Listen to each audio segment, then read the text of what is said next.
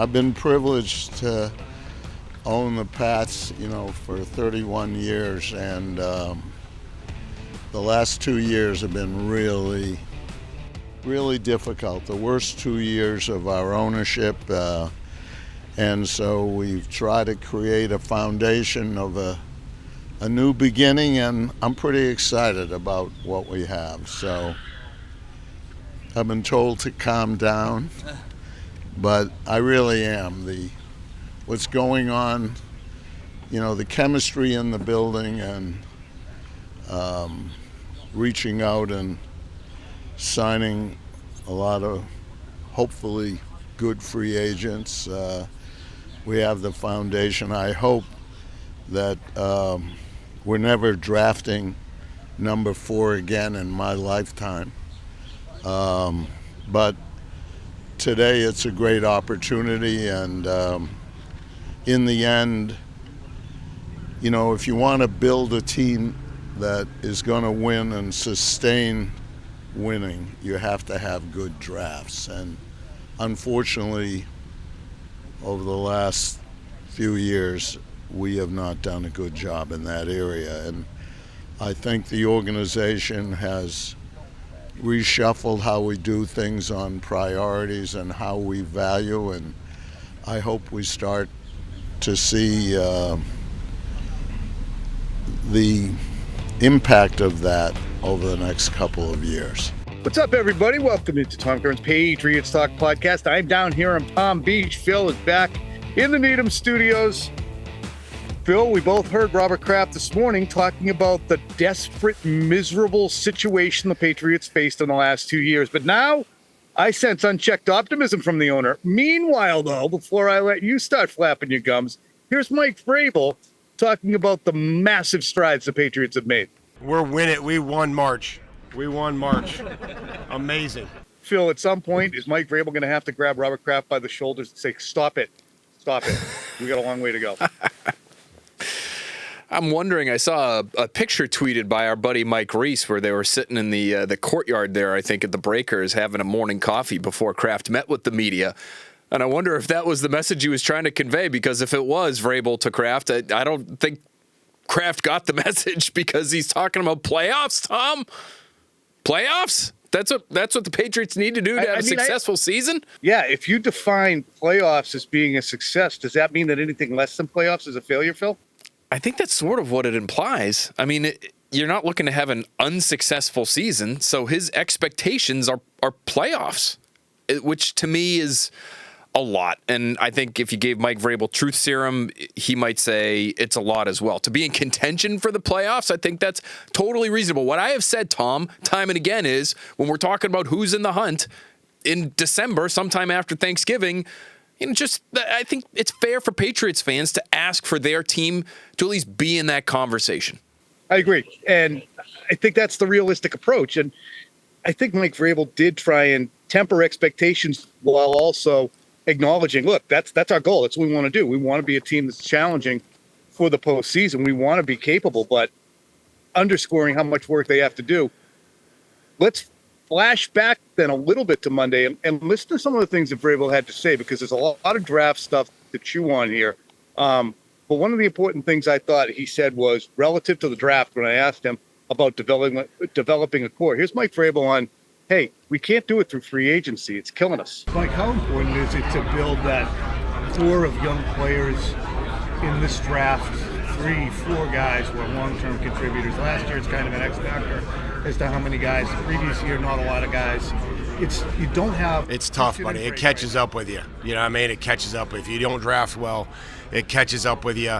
You got to chase in free agency, and you got to be perfect. And so the draft is critical, right? To be able to find players that fit a role, and you develop them, and that you decide to retain them and build through the draft, because you know the person and the player can really excel in your program and what you believe in. So you got to draft well. If not, it catches up with you. Can't be one guy a year relief or 2 guys a year. It has to be. I mean, you can't get all 10, whatever. No, but I mean, you have to have the volume of that draft or if you're going to go up for players, you got to be convicted on them because of the capital that it's going to cost you to go up and get them. Phil, it's stating the obvious, but it's good to hear once again, hey, this April's draft, we cannot wander out of there with one guy and say, all right, we're on our way. You can't. It's been happening too frequently, whether it's last year with Drake May and who the hell knows what after. It doesn't look like much. Whether it's 2 years ago with Christian Gonzalez, I think maybe at one point in time we would have been able to say Keon White, but I think that's still a big question mark as to whether or not, he's going to be a staple piece of your franchise moving forward. So you can't have it. It's got to stop.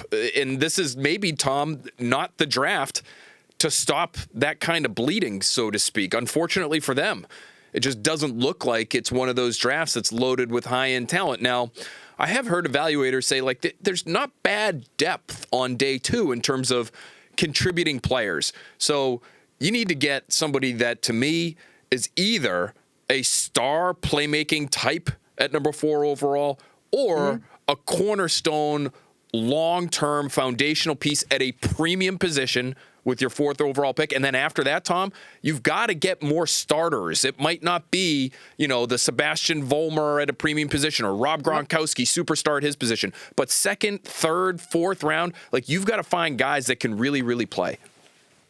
Your Marcus Cannons, your Shane Vereens, your Jimmy Whites. Yes. Those are players that, we don't look back and say, my God, they were catalysts to the Patriots. Well, James White and Shane Vereen, we kind of do. Definitely. Catalysts to winning championships, but they were critical. Malcolm Mitchell, they hit on a 4th round receiver. He lasted for 15 minutes, but that's one of the guys that kind of gets lost in our discussion when we're killing him on receivers. But it's tough to call that a full check mark. But him and Sony Michel, think about it. Are they both successful draft picks, Phil? They both helped land championships in 16 and 18. Yeah. Successful, I think, is a little strong. 1st round pick, Sony Michel, that Malcolm Mitchell. Right. Malcolm Mitchell, more of an argument because 4th round pick, even though he gave you 1 year, he gave you one pretty good year, and he helped you win that Super Bowl in 2016. Phil, there was an interesting comment made by Mike Vrabel, by Elliot Wolf in a conversation with Kay Adams on the Up and Adams show, old friend Kay Adams. And it was relative to drafting Travis Hunter. You're going to like this, and there's a nice little buried nugget in here, Phil. What's sexier? Stephon Diggs with Travis Hunter or Christian Gonzalez with Travis Hunter? That's a great question. And I think, if he's available, which is a huge question mark, that'll be up to the coaching staff to determine, where he's going to fit in and also if we would even pick him. Phil, did we just find an Easter egg? Elliot basically acknowledging, I have final say, but it's on Mike and the coaching staff. I actually went back and forth with our friend Kay Adams soon after she recorded that interview and said, hey, you got something out of Elliot Wolf there. Because that, to me, did feel like a little bit of an Easter egg early in the Easter season, Tom. And it's not surprising, right? But I think it is an acknowledgement of just how important Mike Vrabel and his coaching staff. I'd throw Josh McDaniels in. I don't think Josh McDaniels is necessarily picking the players, but they're going to want his input, right? And so if he looks at a player and says, yeah, great athlete, but I don't see him ever playing receiver in our offense. I'm not saying this is what he would say about Travis Hunter. I actually am pretty sure he could make Travis Hunter work in his offense. But if he felt that way, I think they would heed his advice. And so the coaching staff, I think we all know with Vrabel at the top is going to have the hammer. Let's listen to Vrabel on Travis Hunter from Monday, because to me, if you get a guy who's constantly pining to be a two-way player in the NFL, and you hear the coach with the 4th overall pick say, awesome, let's figure out how to play one position first at this level before we worry about 2 positions. If I was that player, my antenna would go up. Folks, for those of you watching on YouTube, it is hard for me to get adjusted here. I'm in the courtyard at the Breakers Hotel. Life has been worse for me, but I'm on battery. I don't have any. Are you by the? I think I might know where you are. Are you by the little? There's like a little shed there almost. It might be. Are you close to the shed? No. Yes. Is that it? Yep. Yeah, I've potted from that very same location, sir. Well, kinda. Those are the outhouses. This is the fountain. Yeah. We you're not supposed to shoot the hotel. Whether, in any fashion. Don't shoot at it. Don't shoot it. Shoot it. So that's why I'm kind of sitting out here in this spot. Be that as it may. This is Vrabel on Travis Hunter, because I thought that it was a little bit insightful as to, relax on this guy. I don't know how anybody could say how hard it would be. We've never seen a player, necessarily do it. I think that there are some things that he can improve on by, probably concentrating on more than or just on one position, but never going to put any restrictions on Travis or any player. We try to, as much as they can handle, that we're going to continue to put more on their plate. And so if he were on our football team and he showed a great skill at one position and was starting to really do well in his conditioning and it didn't fall off and it didn't drop, we would be open to playing everybody that we had at more than one position. Anything that would help the football team, I would be all in favor of. Does he have to have a primary, though? Primary position? Well, I think to improve, I think there has to be a primary focus, just to be able to get some of the details that are going to be required at this league. So, we'll see. Once everybody's on our football team, where they end up playing or where they end up starting out and practicing. Phil, I had a good squabble up with Andrew Callahan on Travis Hunter and Will Campbell. We talked about it yesterday. You have two prospects who are really, when you think about it, at opposite ends of the spectrum. You have a guy who you watch play 2,600 snaps in the best league in the college football, play at an extremely high level against the players that you mentioned on early edition who are already in the NFL and making hay, and hold them in check. You know what he can do at left tackle, regardless. He's not going to walk in and be an absolute abject disaster at left tackle. He could be Matt Light. Matt Light was a second-round pick. Would you say that Matt Light would have been worthy of a first-round pick? Sure. All drafts aren't created equal. The fourth overall pick this year is nothing near as important as it was last year when you had the six quarterbacks going in the top 12, Malik Neighbors, Brian Thomas, missing other guys. This draft isn't that good. So if at number 4 you get a workman-like meat and potatoes tackle, that's good news. I agree with you, although I understand why people push back on that, and it's because they just are so accustomed to seeing the 4th overall pick be a star-level player. And I just don't know whether you're talking about Will Campbell. I think Tyler Warren could be a star at his position, Tom. I think Ashton Genty will be a star at his position. But would you rather have a star tight end or a workman-like 10-year Matt Light level tackle? Matt Light was an all-pro one year and made Pro Bowls and stuff, so I don't want to besmirch Matt Light's good name. I know, but I really understand totally what you're thinking of. Who impacts the game? Do you need to fix the water heater, which is what Will Campbell will do? Or do you want to put I'm not getting into one of those stupid metaphors, but I was so waiting to see what Ashton Genty was going to be. What was he? Was he an air fryer? He was going to be the front door, the oak front door. Oh, that's beautiful. You could get another front door. Yeah. You could get another front door that would work just as well. That doesn't cost $3,000, but you had to have that one. You can get another one that works fine for less. You got to heat the house. Left tackle, you can't skimp. You can't skimp on the hot water heater. Not in New England. You can. Yeah. I agree.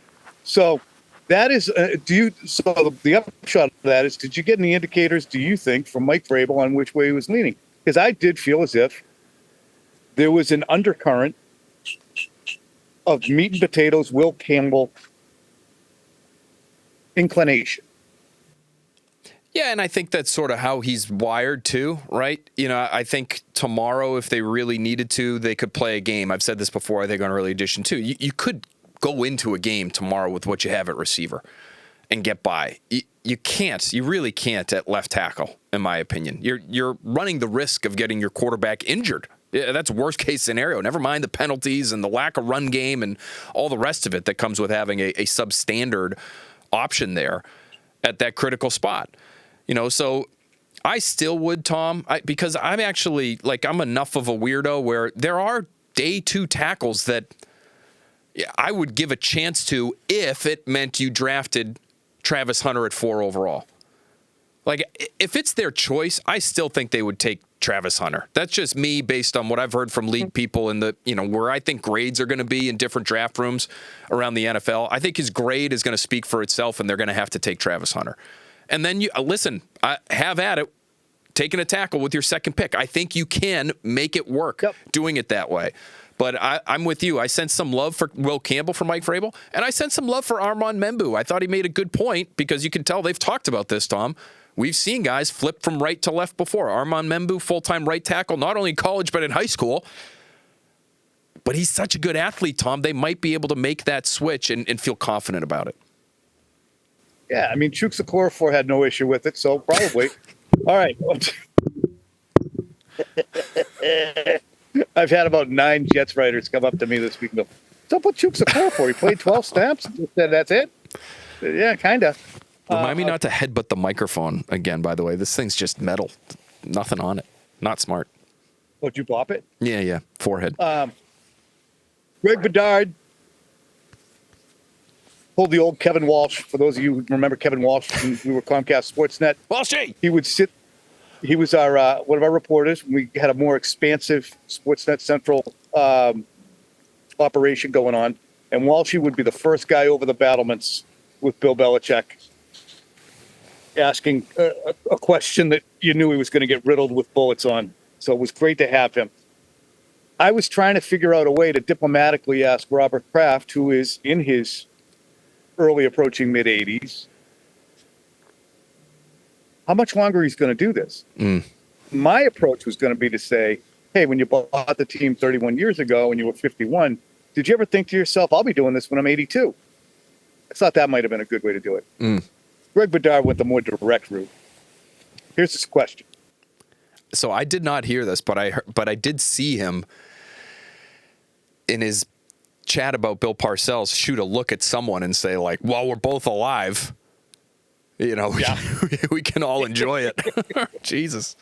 What the hell happened before that? So I haven't seen the Kraft video or anything. So what did Greg say? Robert, you're going to be 84 in June. Some NFL owners like Ralph Wilson, Dan Rooney stepped aside or took a step back around the similar age. Have there been any discussions, any succession plans, things like that? Are you telling me what? First of all, I think I'm 35, and you all will laugh when I say it, but I really, in life, look, I was a little kid sitting on those benches dreaming about owning this team and bringing a winning culture here. I said after my family, this team and this foundation to combat hate and anti-Semitism, those are my passions. As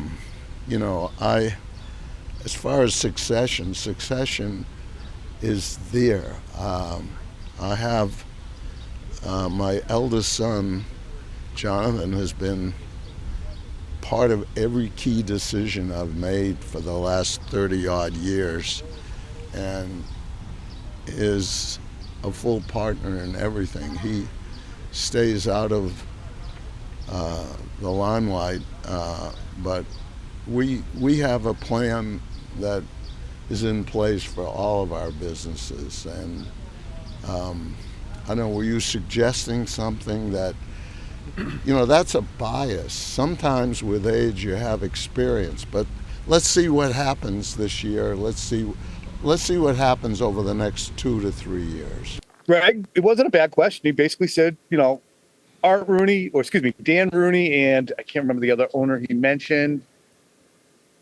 They were individuals who were approaching the same age as Robert, who at about this juncture said, I'm going to step aside and let the succession plan begin. And Greg said, are you in the same situation? And Robert definitely bristled at that. Now, the Robert Kraft that we got this morning, vocabulary, look, I've gone through this, and everybody will go through it with their family.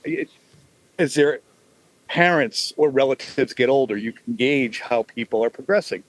His word retrieval, his vocabulary, His fluidity in the sentences, smooth. He's not wandering around tremendously. He's not having a hard time retrieving words. Have we seen Robert Kraft sometimes be a little overmatched at the podium in the last few years? Yeah, I think so. And I think it's when he's trying to do much more prepared remarks than when he's speaking off the cuff. So the upshot is he's still got it to a large extent. It's not probably what he was at 55, but who is? I'm 57. I'm not what I was at 55. He didn't love the question. He segued into the succession plan. Did we already throw the sound? I'm 57. I can't remember if I threw the sound yet. I think you did, but then you wanted to keep in my commentary. So you hear the succession plan articulated to an extent that we have a plan in place. Jonathan would most likely be the successor, obviously would be the successor, and become the point man. But it doesn't sound like Robert has any intention necessarily of, it's not imminent, Phil. How's that? Yeah, which is interesting. But I get why you would bristle at that question if you're Robert Kraft. It's, implying that you're not capable of maybe doing the job or doing it for much longer. And I think, we'll all feel that kind of way if people start implying that thing about any of us in any of our jobs. So, like Phil, with me. I guess the question that I would have as a little bit of a follow-up would be, like, what is Jonathan's involvement at this stage? You know what I mean? We know he's president of the team. We see him at the games. We don't really see him much outside of that, though, Tom. And, No. If there is going to be a succession involved there, you would think it would be not slow and steady, but you would think there would be more and more maybe put on his plate so that it's not just, one day you're not the guy and the next day you are. I think that's a perfect way of looking at it. For instance, I think Robert really in the Gerard Mayo hiring process, that was something he really believed in, wanted it to work, obviously. So he was front and center with that. And Robert wanted to kind of address it, be the one to address it. Now, I thought to myself, candidly, that I think Jonathan Kraft should have been there, at least at Robert's elbow, when he was announcing or discussing the explanation as to why the team was moving on from Mayo. I think the optics of it and the timing of it, where they are as an ownership duo, kind of compelled that. My understanding is I think Robert wanted to face the music on that. But either way, your point is well taken. You can't just go from no Jonathan to surprise. Here I am. My experience with him, and I've had a long running level of experience with the guy, is he's extremely smart. He's extremely competitive, extremely aggressive. He's articulate. He thinks he's very passionate. And I think when we used to hear him on the Sports Hub and on BCN when he did the pregame shows, he was always very, very good. You got a lot out of it. But he just doesn't like to have his conversation parsed as much as it is by us. And that's a fact of life. It's going to happen if you own a team in New England. We're going to parse your words. We're going to go over it, and nitpick it. So at some point, he's going to have to be more forward-facing, period, Phil, which is just what you said, too. Yeah, So well, I wonder if, if in doing those interviews that he used to do, sort of as things became a little bit more intense with the internet coverage and the 2 full-time radio stations as opposed to the just one, if he started to feel like he was becoming the spokesperson for the team mid-season in a way that he didn't want to because he still felt as though Robert should be the lead person, which he is, and he was. And so I wonder if he stepped away from that saying, every time I talk, it turns into 75 different headlines, and Robert really should be the one. If somebody's talking about this team, it should be my father. And there's always the Bill conversation, too, where if he was there while Bill was there, I don't think that they were extremely cuddly together. Huge respect from Jonathan to Bill's acumen as a coach. But, you look at that, and Bill was very protective of his territory and messaging. So I'm sure Bill wasn't going, that was awesome what you said on the radio. I'm not saying he was saying that sucked, but I'm just Bill would leave no doubt as to how many voices he wanted coming out discussing the football team. And as much as Jonathan would genuflect about the football interests being completely in the realm of coaches, I don't think Bill, let's say Bill was running the show to that point, but it's the juice worth the squeeze on multiple levels for Jonathan in terms of being a forward-facing person talking to the media. But I'm glad Greg asked it. It is germane to the conversation.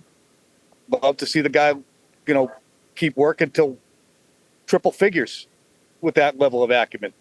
But as it was with Tom Brady, the actuarial tables say that's probably not going to happen.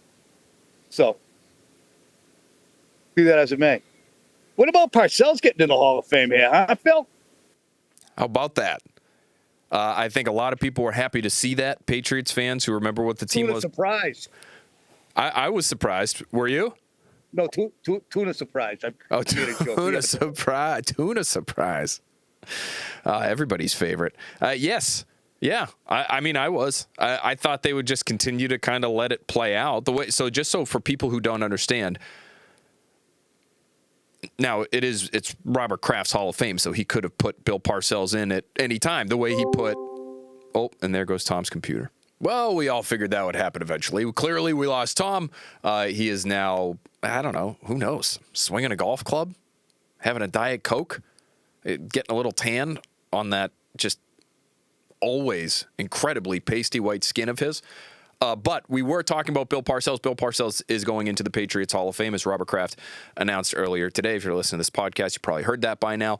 I was just starting to, when we lost Tom, get into the process typically, and I've been fortunate enough to be part of this process in the past where there are a group of people, former players. Ernie Adams is part of this group. Dante Scarnecchia has sat in the room before. A lot of it is media and people that have, covered the team for a long time, myself included.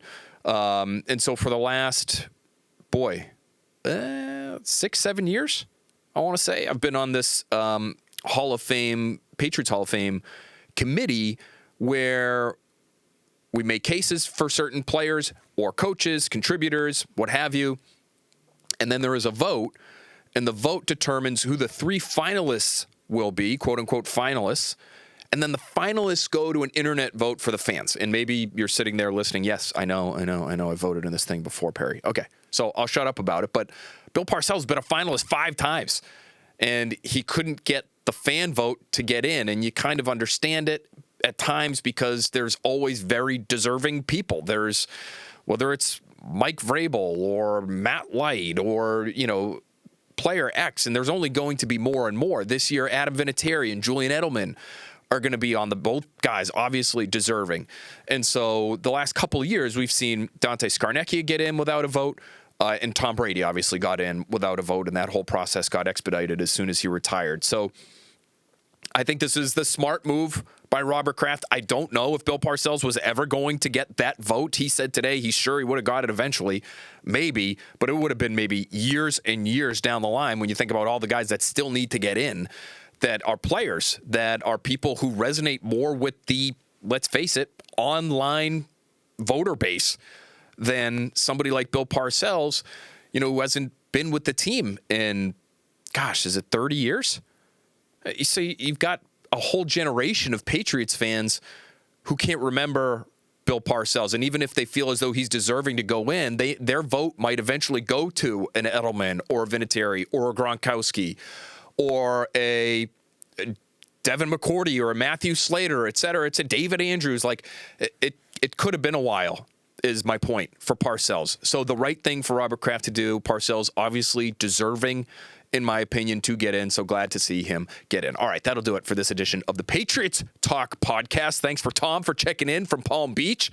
Very jealous that he's down there without me, but great job by him. Great work by him and our photog, Bill Messina, a.k.a. Moose, giving us all the intel we need from the NFL annual meetings. We'll talk to you very, very soon on this very podcast next time.